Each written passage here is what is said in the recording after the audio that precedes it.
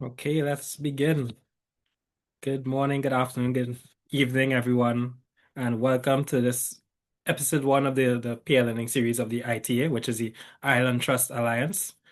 And today's episode is More Than Money, How CTFs Create Lasting Change, being presented by our friends, the Caribbean Biodiversity Fund.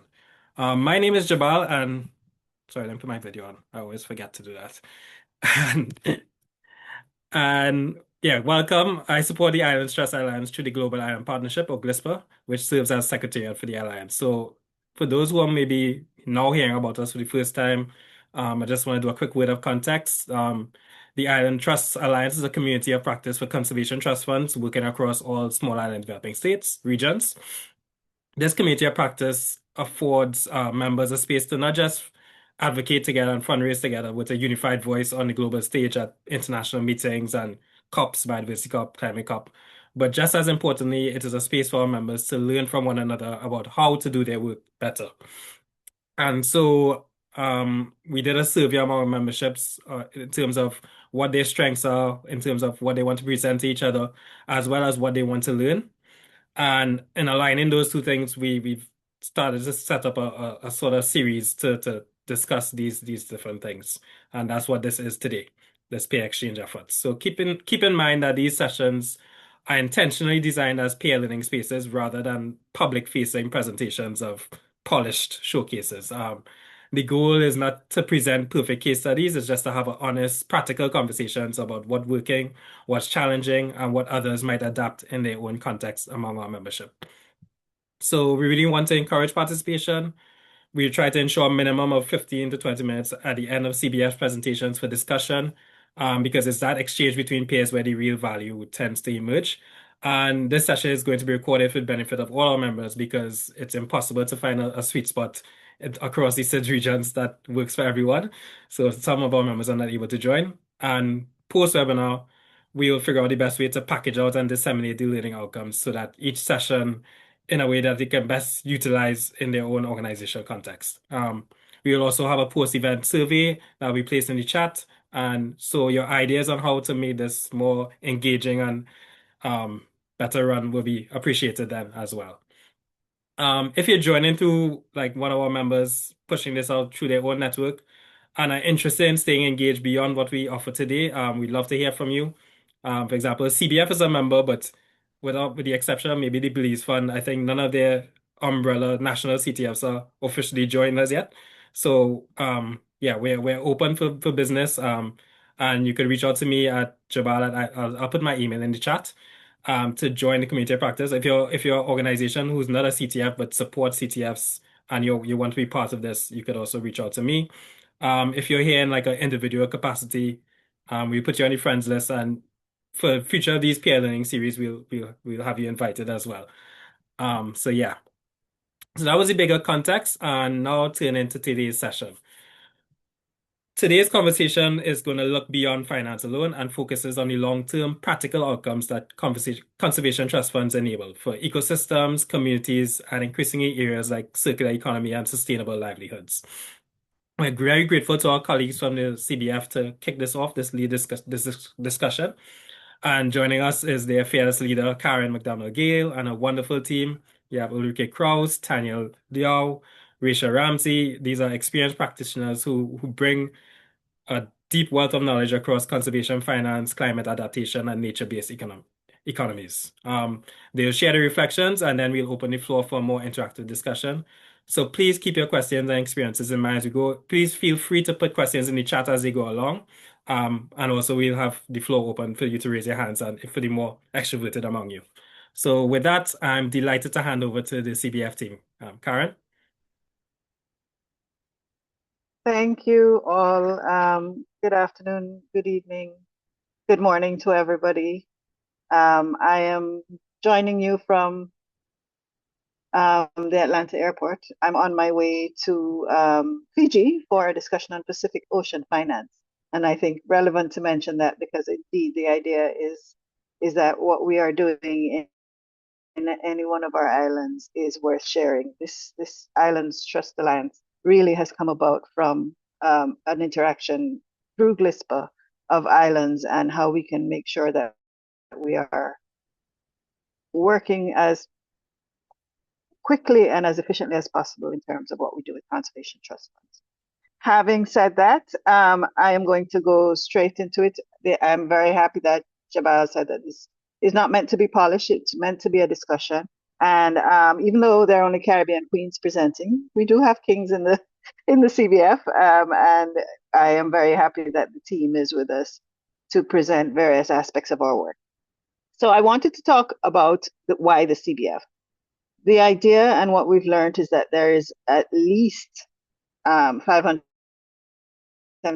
million in biodiversity financing gaps to be filled. And how do we do that? How do we make sure that these promises and these discussions that we've heard at the various highest levels of a Paris Agreement, Abbas Accord, all these documents, gets to the ground in the countries? The idea of the Caribbean Biodiversity Fund, next slide, is that it is a regional conservation trust fund that provides sustainable financing for projects within the Caribbean region, really to help to coordinate and create the opportunities for sustainable financing mechanisms. That is our main mission, as it says, and really is where we are aiming to go, so that there is Caribbean inputs and action for the results that we are looking for. Next slide. So where did we start? This really has come from the governments of the region. There's a longer history, but basically in trying to reach to a 20 by 20 goal, which was 20% of marine protected areas by 2020, the governments of the Caribbean, 8 of them, I believe, went to international market and said, we want to do this, but you have to create something that's lasting. We know that this is not a one-off thing, it's not a project. And that's the idea that created the CBF. Our very first idea was an endowment fund. And that is, for those who don't know, the money is with CBF and invested on behalf of a range of countries that we are working with to make sure that each of those countries receives funds on a regular basis. To receive those funds, each of those countries have to have national level conservation trust funds. So we're most definitely promoting this idea of conservation funds and the value that they bring. Next slide. So the conservation trust fund movement, as I would call it, is larger than just the Caribbean. It is something international. There are a number of papers that have been written now on the value of conservation trust funds globally, but in particular in small island developing states.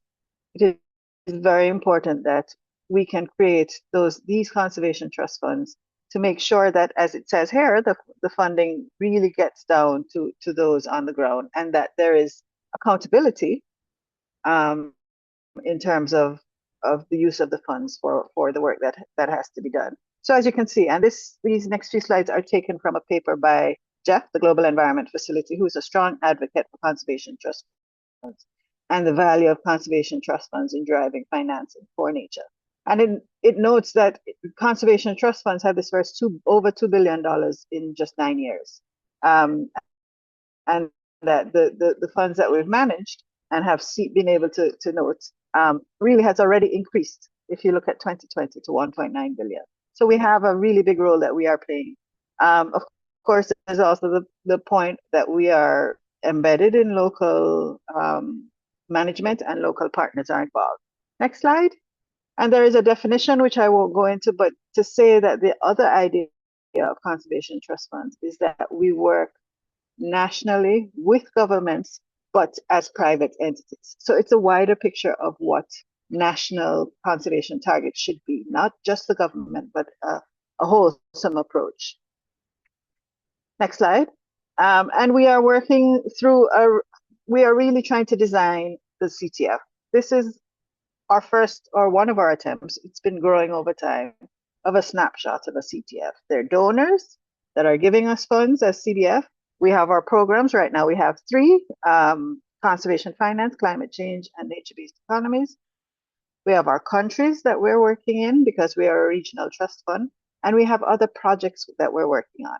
And then the last pillar that's been very, very important, and one that we've indeed had to do some work on, was our key performance indicators. What does CBF want to say we've accomplished? And they have to do with financing because that's a big part of what we do. And then results on the ground in terms of global initiative improvement and indeed capacity development in the countries. So that's the idea, as I said, of an overall trust fund. And if you walk with us, this is just the start. We expect that there'd be more circles, more of those red, yellow, and green circles in over time. There'd be more in the donor column. That really, a CTF continues to grow and expand as we develop and have new ideas. And it is a flexibility that we can bring as a private entity. Next slide. The other thing to keep in mind is that yes, we are doing some project work, but our focus and our aim is on sustainable financing mechanisms. How can we create perpetual funding for Caribbean work in conservation? And the first of these, and our foundation element, is our endowment fund. And this is just to show you how it works. CBF holds the endowment. We make payments to these national conservation trust funds, which is now at 10. We have sub-accounts for 12 and 10 active national conservation trust funds. And then we get work from those national conservation trust funds. They do the work in their own countries to figure out what makes sense for grant making. And as you can see, we are also very big on making sure that the trust funds have operational expenditure and are able to grow themselves into the best organization that they can be at their national level. And next slide. One of the things we've definitely learned since developing that is that it takes time. This is actually a quote. It's a common statement, but it was said by one of our partners, Dominican Republic. And she kept saying over and over, it takes time. It takes time from you are a startup conservation trust fund doing the basics, that's in phase 1, to early operations and having successes, to becoming a consolidated conservation trust fund. Sorry. And one of the other things to note is indeed that CBF itself was a conservation trust fund created less than 15 years ago. So we are growing while we're trying to grow others. So it's been a very interesting journey for us. But I think the flexibility of what we're trying to design has made for it to be an exciting journey that we can make a Caribbean-based one. Next slide. I think another aspect of being a conservation trust fund is that we are not just doing financing. We are doing financing that makes sense for the Caribbean region. And that means partnerships are important. So in addition to all that we're doing to get funding for the work that we're doing, we're making sure we're doing the right work. And that means in our region, in the Caribbean region, knowing who the partners are that are implementing, talking to the other regional conservation trust funds. If you all don't know about REDLAC, I'm somewhat boasting, I'm a member of REDLAC, but they are the network of Latin American Caribbean conservation trust funds, environmental funds, and they've been doing exceptional work in bringing the concept of conservation trust funds across the globe. And we are happy to be a part of that. Then we have the work we're doing with those national conservation trust funds, and you see the logos of all the funds that we are working with now.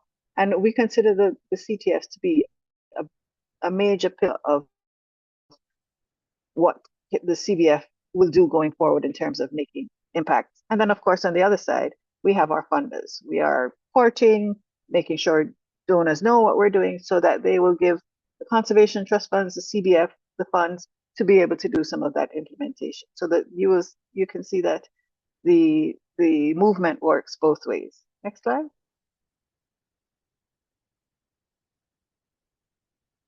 And we are trying to make sure that we're doing this in a way that makes sense for all that's happening. CBF is a big believer in conservation trust funds, and what we're really aiming to do is create an architecture, create a mechanism. Anybody who's heard me talk enough times has heard me say, not for funding for tomorrow or for a conservation idea that exists now, but the one that exists 10 years from now that hasn't even come up yet. That the funding is there because it's a great idea and something should happen. We want to create that architecture and really design something that helps the Caribbean to move forward in terms of conservation financing.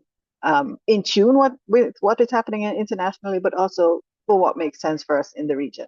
And this finance architecture that we've been working on is a major part of that. With that, I'm going to start handing over to the team to tell you more about why we are much more than just an endowment fund. We are really creating opportunities for a range of possibilities. So each of the program managers will present on their programs so that you have an idea of the reach that CBF now has. And if there's time at the end, I can tell you more about what we are thinking about for growing beyond that. I'm going to hand over first to our Conservation Finance Program Manager, Miss Tanya Liu. Thanks, Karen. So yes, next slide. So I think what I can add to the story, because I think Karen explained already a little bit on how we work with the endowments and the funding that goes, I would say, from CBF to the National Conservation Trust Funds. So when we established, or when the CBF endowment was established, we started off with 4 countries in the endowment.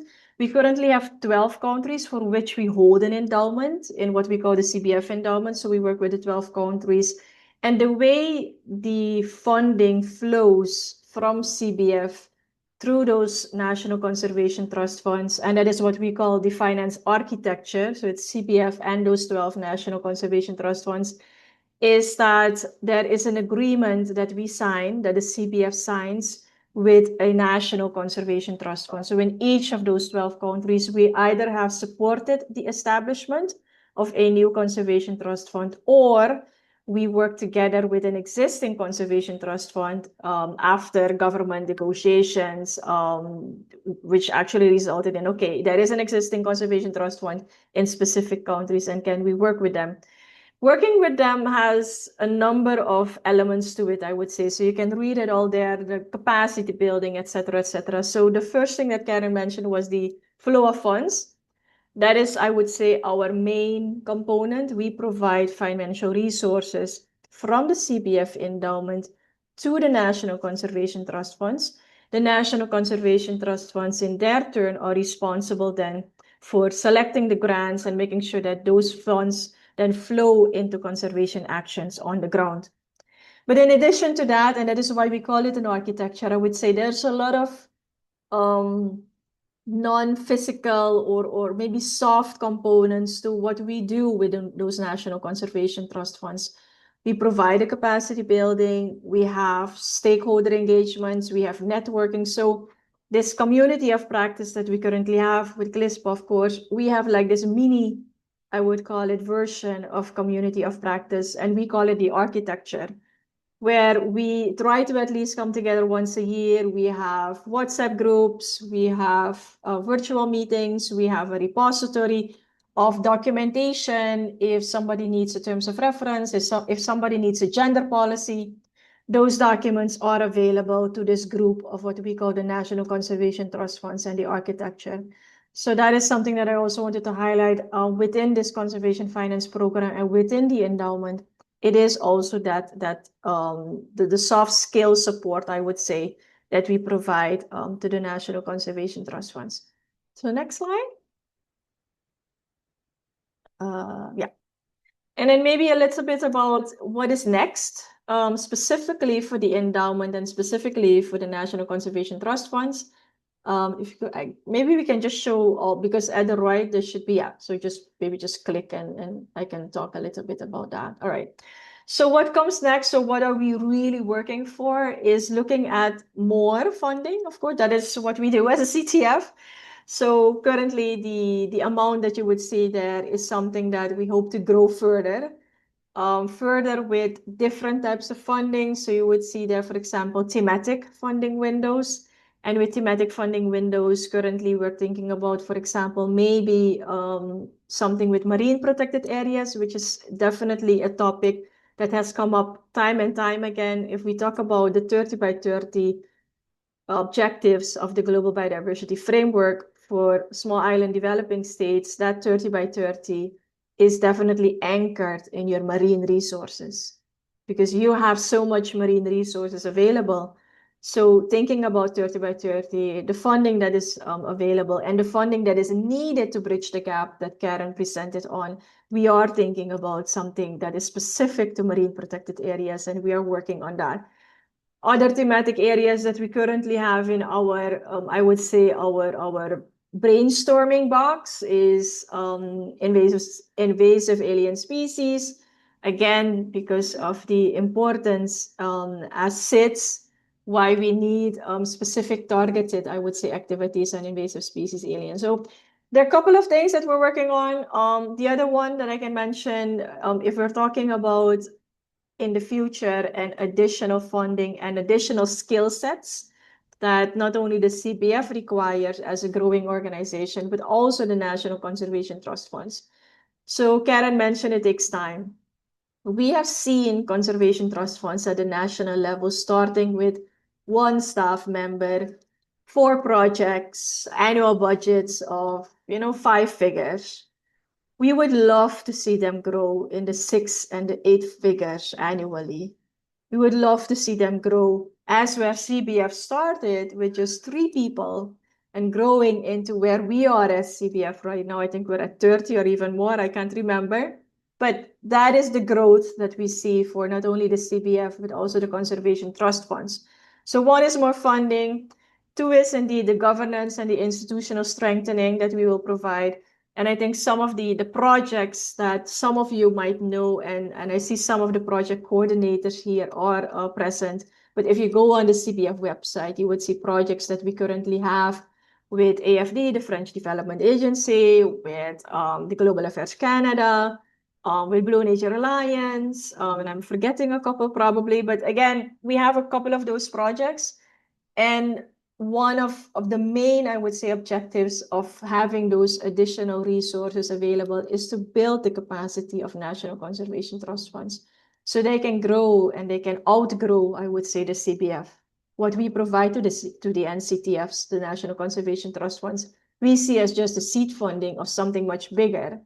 So we would hope that in 20 years, there could be like, the Costa Rica por siempre or the next Profanampi with 100 and 200 people staff. But that is where we are. So let me stop here because I think this is my last slide, right? Yes, this is my last slide. So I'm handing over to my colleague, Ulrike. Thank you. Thank you, Tanya. And yeah, I'm not sure if with this large audience, actually everybody knows what ecosystem-based adaptation is, but the CBD defines EBA as the use of biodiversity and ecosystem services as part of an overall adaptation strategy to help people adapt to the adverse effect of climate change. So that is important to know because the EBA facility is a funding instrument under the CBF's climate change program. It is a sinking fund and a project by the German-funded International Climate Initiative, IKI. What is the objective of the EBA facility?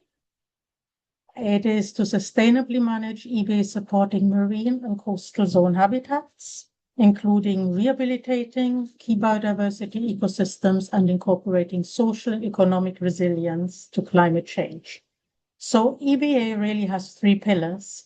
We have the conservation pillar, we have the climate change adaptation pillar, and we have the socioeconomic pillar. So the adaptation is both for the ecosystems and for the people. Next slide, please. So I already mentioned it is a sinking fund. We have approximately $60 million in total, of which 45 million have been committed to projects. So we award projects directly to NGOs, community organizations, academic organizations in eligible Caribbean island states. Those projects can be up to $2 or $3 million, specifically on EBA in coastal and marine zones. So far, this slide is slightly outdated. So far, we have 36 projects ongoing in 11 countries. By the end of the month, we might have 38. We're aiming for 40 in total. And so far, we have benefited over 36,000 people directly. That is an IKI indicator. And we have exceeded our goal for ecosystem area protected or better managed. Our goal was 60,000, and we are just past that. of which nearly 7,000, by now it is actually 7,000 hectares, have been rehabilitated from some degraded form of management to an EBA approach. And the 60,000 hectares, that includes the rehabilitation, and it also includes improved management inside and outside protected areas. Next slide, please. What are the success factors that we identified with the 30+ project we have implemented so far? Whenever possible, we have to attack the root causes, especially in mangrove restoration, which is one of our key ecosystems. Very often we do not need to replant or not replant much as long as we manage to tackle the root cause, which might be hydrological, it might be behavior, pressure from people making charcoal, etc. So we have to identify those, and that's where we start. With coral restoration, it is more difficult, but there are other techniques for that. The next important rule to remember is one size does not fit all.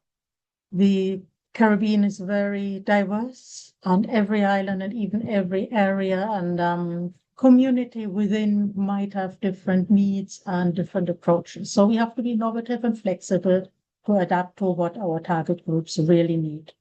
That requires community engagement throughout. It starts with the planning of the concept note of the project proposal. Communities have to be involved through monitoring, evaluation, and learning. So they're engaged, they see what is changing, and they learn lessons from it, and it can be adapted. And importantly, also, it has to continue beyond project duration for sustainability and to accompany those organizations as they wean off the projects. To achieve that, because funding ends in a project after 3 years, we promote interinstitutional and intersectoral alliances. So we build or facilitate building a network between beneficiaries and others in the same field. We also noticed that, at least for the organizations that we are funding, a bottom-up management cascade works best. So we work from best practices upwards towards policy and regulations, and not the other way around. So we have good practices on the field. The community mayor might see that it works. So that success is related to local government, and from there escalated to national level. Next slide, please.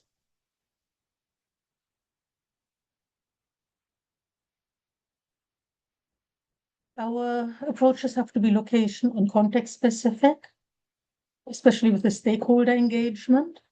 We can have, to give you an example, a smallholder mixed farmer with an agroforestry system in the coastal area who is right in the coastal plain, flood prone.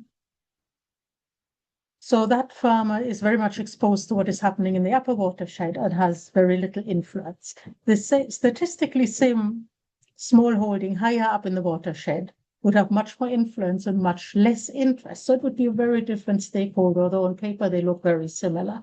So that is that square influence matrix that I put there on the slide. And it is something to consider when planning and engaging with stakeholders, because biophysical and socioeconomic factors matter and interact. The purpose of the intervention matters. What do we want to achieve with it? And those stakeholder feedbacks and monitoring, evaluation, and learning have to feed into an adaptive learning cycle and lessons learned exchange between different peers. Because when a project ends, what we want to leave behind are stronger institutions, how empowered communities, and enduring networks of learning and support, so they can help each other after the project funding has come to an end. And that is it for me from the time being, and I hand over to my colleague Rachel. Great. Thank you so much, Ulrike. Good afternoon, colleagues and fellow islanders or island leaders. I'll say it's a great pleasure to be with you all today to talk a bit about the CBS nature-based economy initiatives. So on the next slide, I'm just taking a step back in terms of circular economy in our CTF space. So next slide, please. You'll see here the definition of circular economy.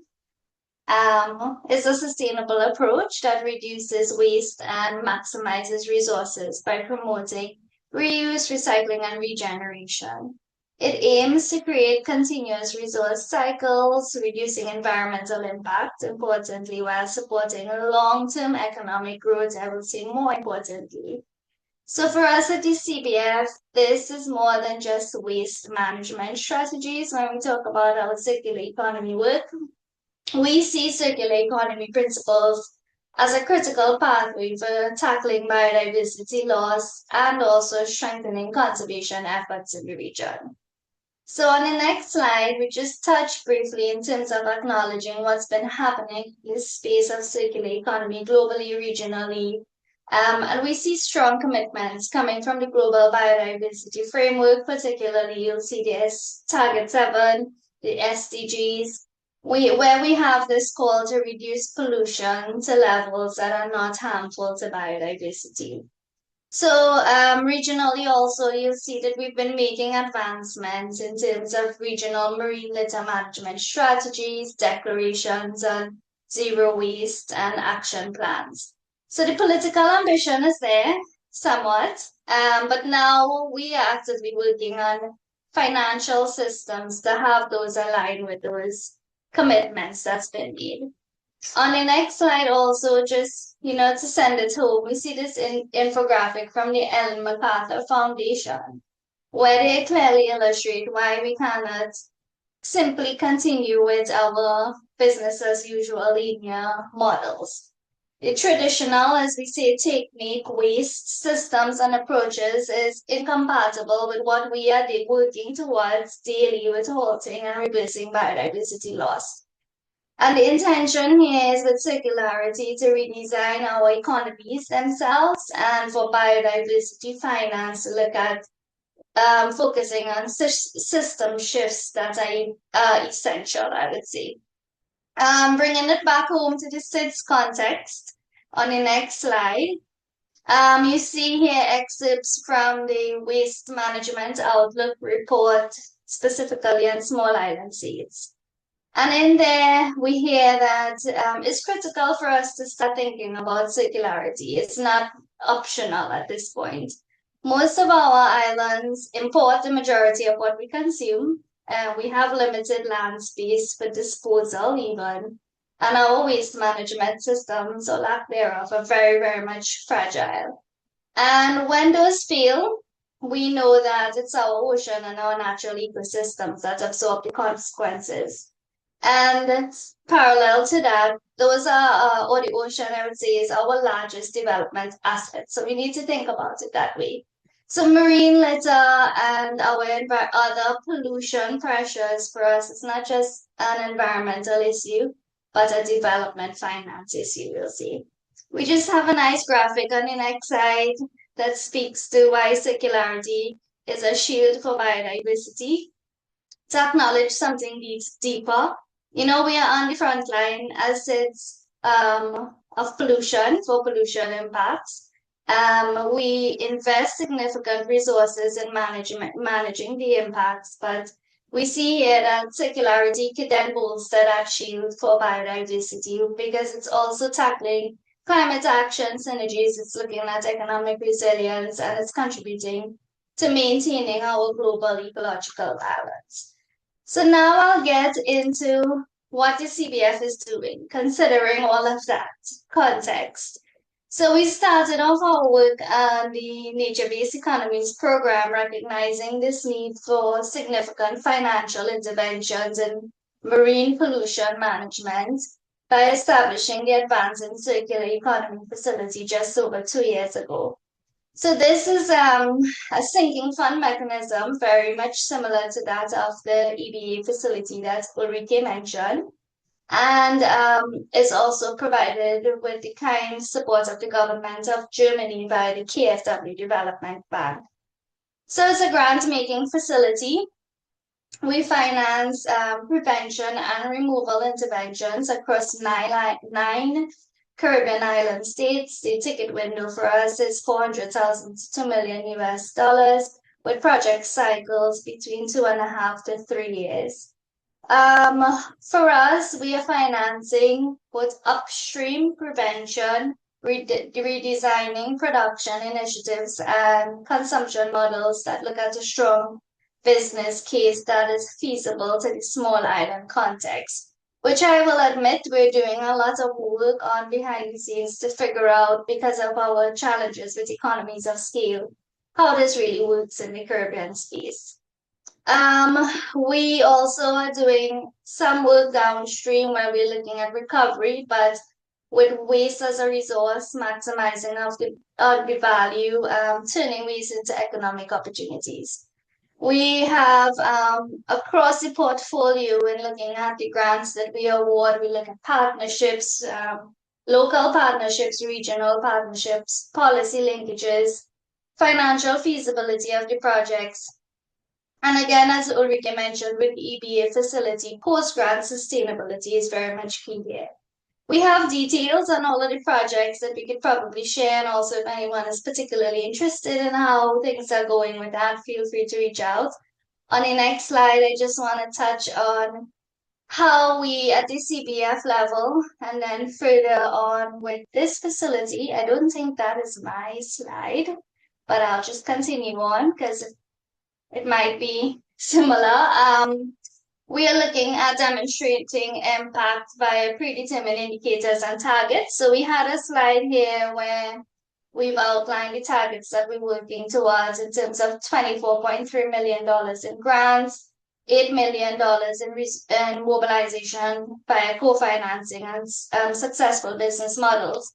But more importantly, I wanted to mention that the facility has targets that's looking at partnerships, changing behavior with key decision makers in the region, looking at climate relevant ecosystems that are currently under pollution stress. So those are the types of outputs that we're looking at the facility level. And they represent that structural change that we want to see in terms of how pollution pressures biodiversity. So on the last slide, oh, there we go. That was the previous slide. Next, we have a bit on how we also actively working on capacity building regionally, with a focus on that need for collaboration and cooperation, recognizing that circular economy might be newer in our spaces. So we have this Caribbean Connect initiative, where we are starting up our work towards collaboration and regional coordination and knowledge exchange by storytelling, via storytelling.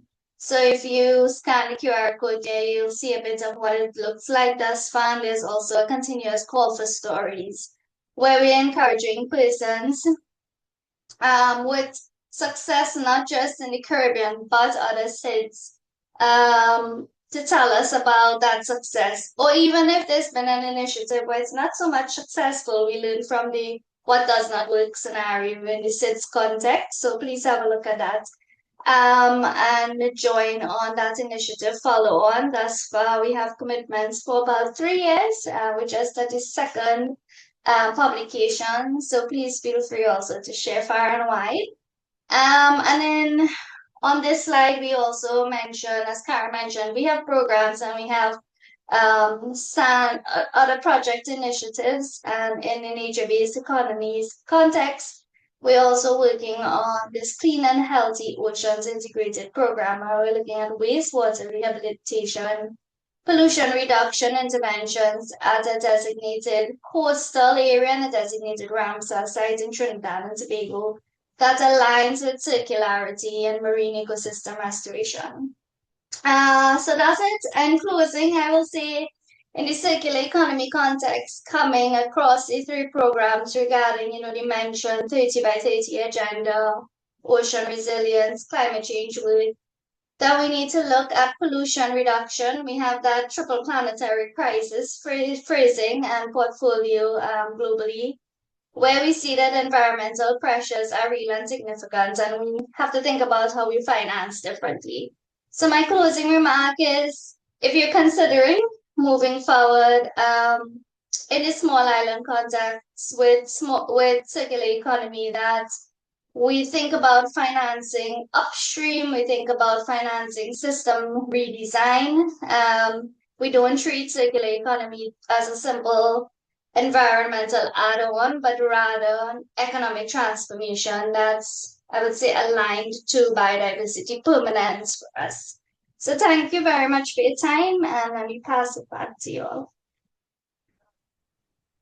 Thank you, Rachel, and thank you to my team of Caribbean Queens for the discussion and points. The only thing I wanted to add at the end was in telling the story, there's a reason we went in the order we did. So conservation finance was our foundation and where we started. We then developed the EBA facility and the idea of what we wanted to do there. And then we developed the circular economy facility, sorry, the nature-based economy program and the circular economy facility. And I think you see and hear the changing in flexibility and possibilities as we have had the space to design out the program. And that's been very exciting for us.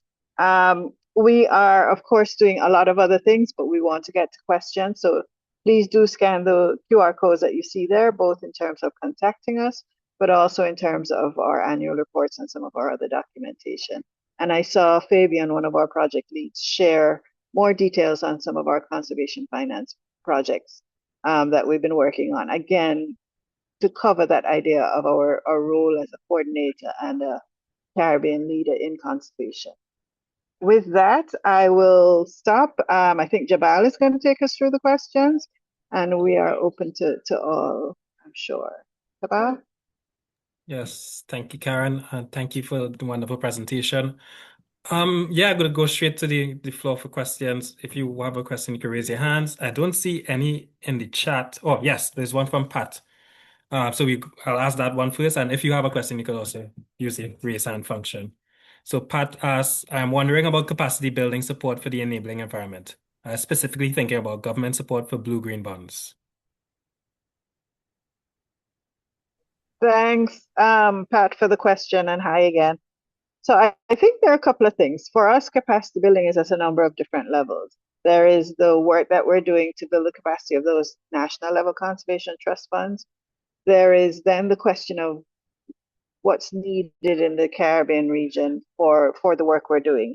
And a good example of that is the work that the EBA facility needed to do to be able to report on our carbon sequestration data. The carbon accounting in the region was weak, and what we did was to create and make sure that we were building the capacity in the Caribbean region for that. The same will happen on issues such as blue and green bonds. We do see some interest, and I see Leandra on the call. So some of the countries that have that prowess, that expertise already, will be our point of contact for any of those types of collaborations. And we're very interested in making sure that what one Caribbean country knows, the rest are able to share and learn from. So it is a part of what we do.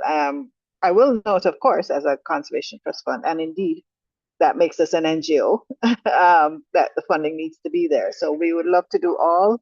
We figure out ways of making it happen over and over again, but we do need that funding for us to move in any of these directions. But of course, we take the guidance from our partners. I don't know if anybody wants to add anything there, or if I answered you, Pat.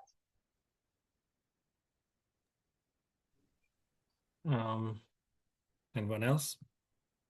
I have some questions, but Risha, you want to speak? Okay. Well, yeah, you went through the evolution, Karen, but I want to go back to the origin story in terms of how you all began as a regional pooling of these national funds in terms of the endowment. And I know that other SIDS regions are interested in replicating that sort of model because it makes sense. A lot of the Pacific Islands want to do their own national trust funds, but it makes sense to pool regionally. Also in Indian Ocean, they want to do a regional pooling. So I just want to know, what do you advise to them in terms of what pitfalls should they avoid? And what advice do you have for them in designing a regional fund that you all learned in doing that work? And Kate, we'll go to you Thanks. after. I can start, and I know Tanya will have some to add. It's been interesting. When I start, so I'm the oldest serving CBF staff member. And as I think Tanya said, there were 3 of us at the start and now 30.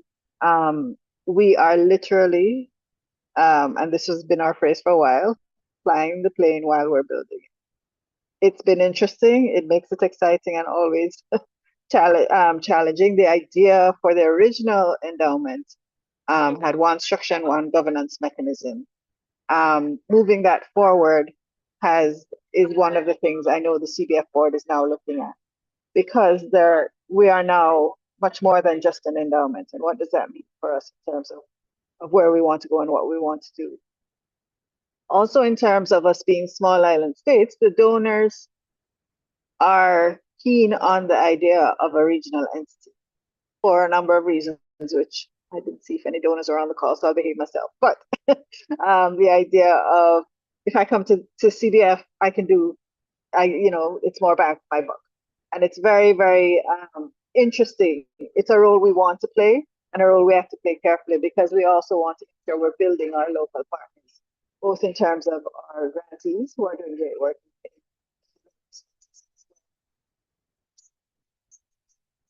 So our lesson learned there has really been, there is donor interest and there is Caribbean interest, and that balance of leading, sharing, and implementing has been one that we have been navigating as we go forward. And we do have some lessons learned on our website in terms of the growth of CTFs. Tanya, you want to add anything? And then Yeah, but maybe Kate, was this a specific topic that you wanted to touch upon I was before just I go, gonna ask maybe? a question. Yeah. Oh, okay, a different question. Right, okay. It's Yeah, related, but yeah, no, I think Jabal, the question is indeed interesting, right? It is indeed, if you have an island of 100,000 people, is it indeed feasible to have for each of those an individual national conservation trust fund? Or should we even look into pooling sub-regionally? So regionally, that is the CBF, right? So we are regionally. And we have in our pool, I say we have also very different, I would say, geographies. We have countries like the Dominican Republic and Haiti. Dominican Republic has 11 million people. And then we have countries like Dominica with 110,000 people. So you cannot compare them, right? It would be impossible to say we take one solution and we copy that. So the one solution indeed is very evident even in our small Caribbean space that we work in, because of the differences already within the Caribbean and the different languages that we have to deal with. So it is indeed interesting. I don't have the answer, but I think after so many years with CBF and the work that we do with the conservation trust funds at a national level, I think we are indeed having, and a lot of the institutions come to us, and that is why indeed, there is this specific invitation, indeed, again, to talk about these lessons learned, like what is it that you learned, and is it indeed relevant and even possible to do conservation trust funds at the level of the countries if they're so small? I don't have the answer, but I think what I can say is that Karen and I have discussed a lot, and we need to indeed think about some kind of paper or study where we put all these lessons learned now with some of the figures that we have to say whether or not indeed it makes sense, or maybe we do have some of the champions and what makes them a champion. Because we do have those examples also where it seems to be working really well, and some of them not very well. And again, what is it? What makes a successful CTF in a smaller island versus a bigger island like Dominican Republic? What is it that we need to think about when we establish conservation trust fund and we hold their hands? When do we let go? How much support do they need at the institutional level? So not only financially is something that, yes, we need to give them the financial resources, but at the institutional level, or even at the governance level and the negotiations with government, where is it that CBF needs to step in and continue that role, or at one point phase out? So because we are not a government what is it, institution, right? We're not a CARICOM. Like, so in the Caribbean, we have the CARICOM, or we have the OECS, the Organization for Eastern Caribbean States, who deals with the government negotiations. And where does CBF fit in? I think those are some really interesting lessons learned. Let me stop here, and Kate, please go ahead. Oh, thanks, Tanya. Yeah, that's such an interesting point because once you become big, you start kind of getting an arrow, a target on your back of what are you, how do you fit in, um, do you have, are you amassing finance and power, etc., which is a dynamic I think that conservation trust funds, whether you're a national one or a regional one, really have to deal with, is the political perspective. I'm going to use that word, perspective. But my question was really because I was actually there at the start of CBF, so it's really amazing what has been created. And but I think one of the reflections we've been really having, and I'm going to see Tanya and Karen in Fiji next week, is about how some of this political mobilization and political declarations are really what started, particularly Caribbean Biodiversity Fund, but which also expanded the Micronesia Conservation Trust, and even New Ways one. I can see Shiloh's on here, and Seychelles one, and that in some senses that the Conservation Trust Fund is really about institutionalizing those political commitments in some way and ensuring that they have longevity. But now CBF has been in existence for 15 years, and your original commitment that you were started to think kind of expired in 2020. But I can see that now I think CBF has recognized that you still need that political commitment and mobilization, particularly to raise funds at the scale that you're trying to do. Like that's part of the story of how you mobilize resources, right? So how are you addressing kind of that ongoing, how the Caribbean Biodiversity Fund can play an important institutional role in supporting the governments to make political commitments and to demonstrate how they're implementing them in a way that actually mobilizes both attention and resources to the region that you probably may not get if you were just trying to do that individually. I think that's an important story about something like CBF. Thanks, Kate. Yeah, I think it's an interesting question, and it is what I was going to add in terms of one of our interesting lessons learned, which is that we work with the government to create the National Conservation Trust Fund. But globally, the idea that you are creating an entity that is not going to channel funds through the government and is going to do this work on its own for national development or regional development is hard for a government and for a political argument. And I think it's of course worse. Let's use diplomatic language. It's harder in an island setting because it is small resources and it's small issues.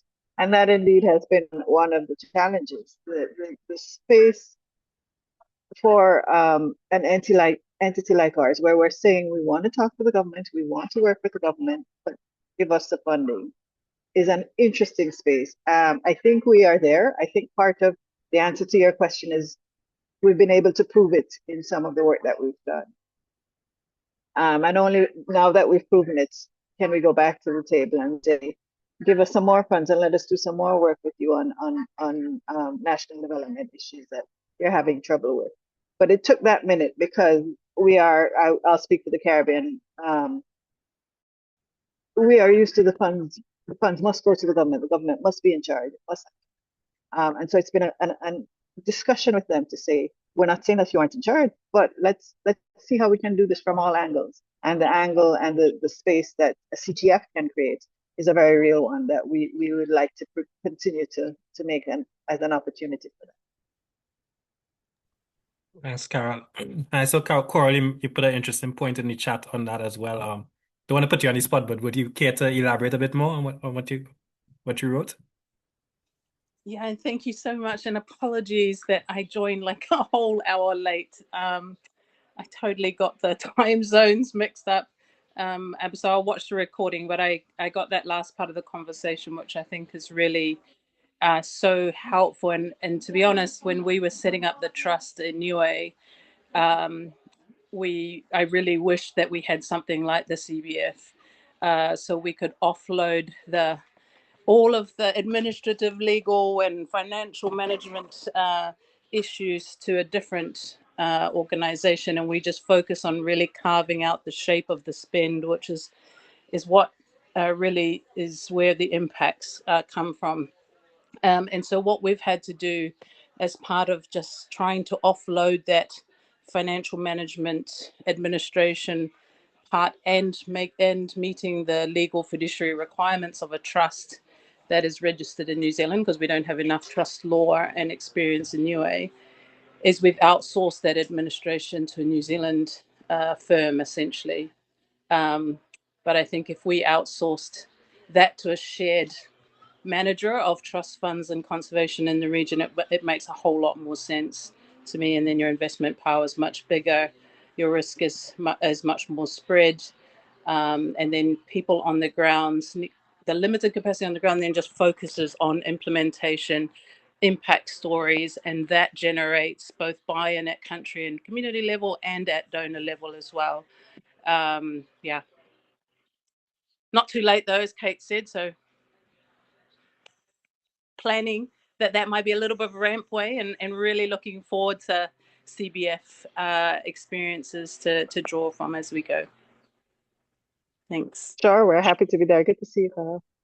Thanks, Coral. And as Kate said, you're never too late. We always appreciate when you come in and bless us with your wisdom. I know we have to wrap up soon, but for those who could stay on, I have one more question, if that's okay, Karen. I'll try. I had a lot of questions, but I'll try and combine one.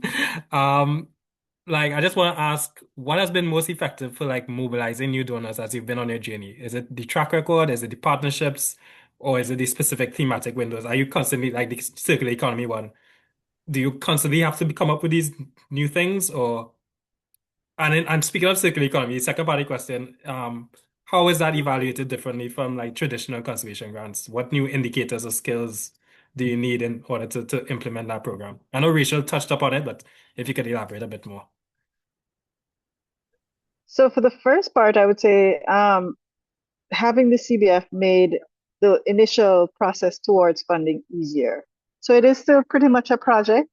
I feel that we had a lot of input into the design, as I mentioned, because we came across as a voice of understanding what is best for the design of the project, and that was important to us. I think the other aspect is the multiple reach, which I mentioned already, the idea that we can work across the Caribbean region, and that is our aim and intent.